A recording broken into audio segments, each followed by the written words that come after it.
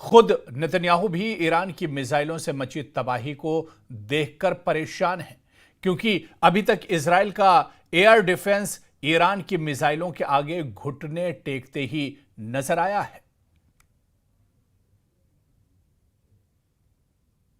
और उधर white house से निकला हर शब्द इस वक्त दुनिया की धड़कनें तेज कर रहा है।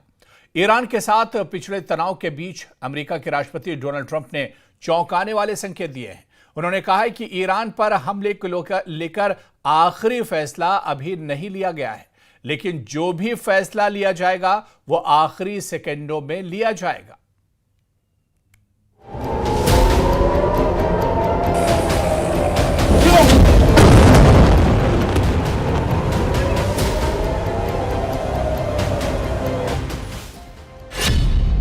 ईरान के खिलाफ अमेरिका की बड़ी प्लानिंग।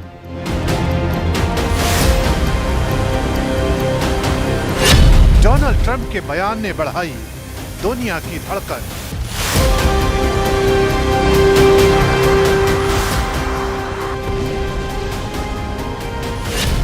तेहरान में कुछ बड़ा होने वाला है।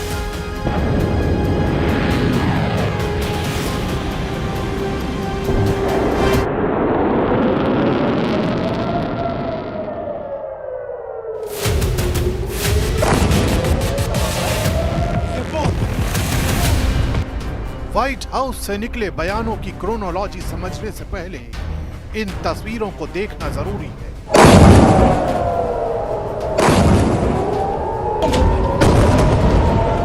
रात के अंधेरे में इजराइल का आसमान ईरान की मिसाइलों से धधक रहा है।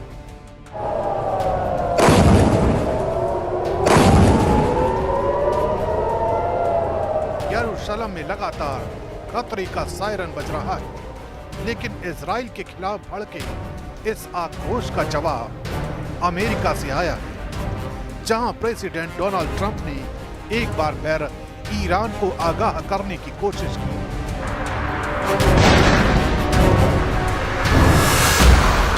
ट्रंप ने साफ कहा है कि अगर ईरान समय रहते समझौता करने पर राजी हो गया होता तो आज हालात कुछ और होते।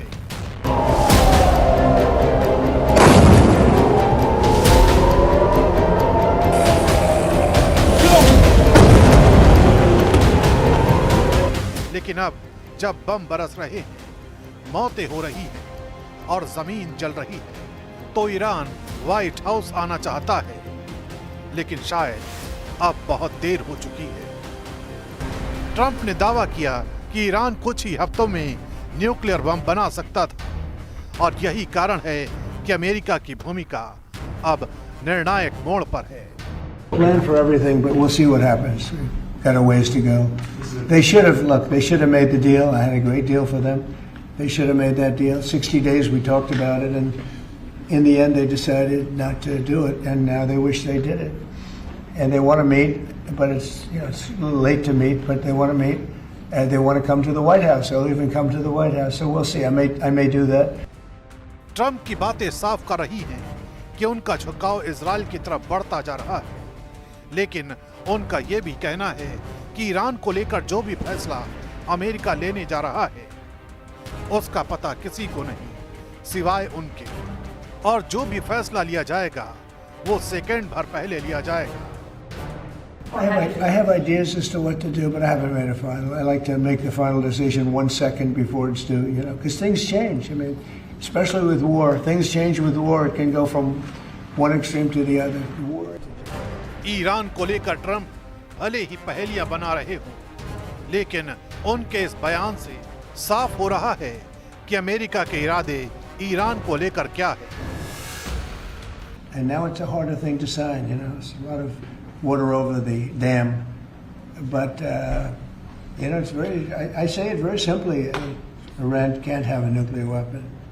Too much devastation, and they'd use it. I believe they'd use it. Others won't use it, but I believe they'd use it. So that's it. It's very simple as far as I'm concerned. They can't have a nuclear weapon. एक तरफ America Israel के समर्थन में Iran के खिलाफ खड़ा है, तो दूसरी तरफ व्हाइट हाउस के बाहर विद्रोह की नई लहर उठी है।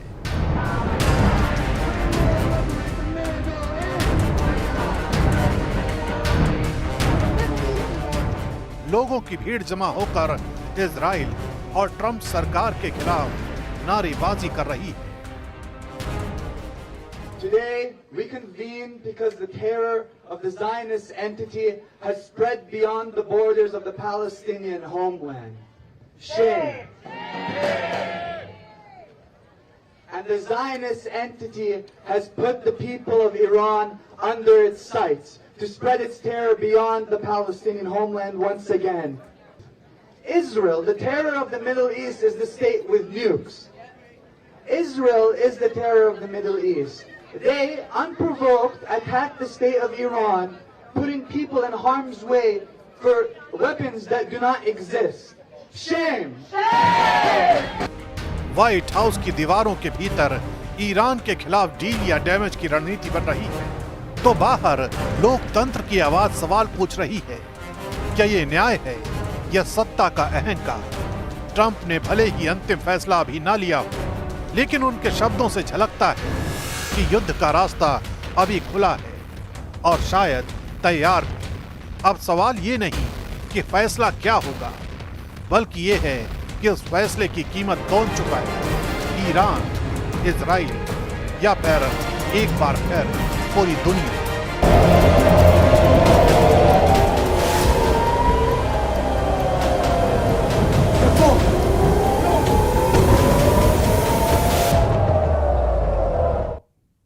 तो तमाम खबरों पर हमारी नजर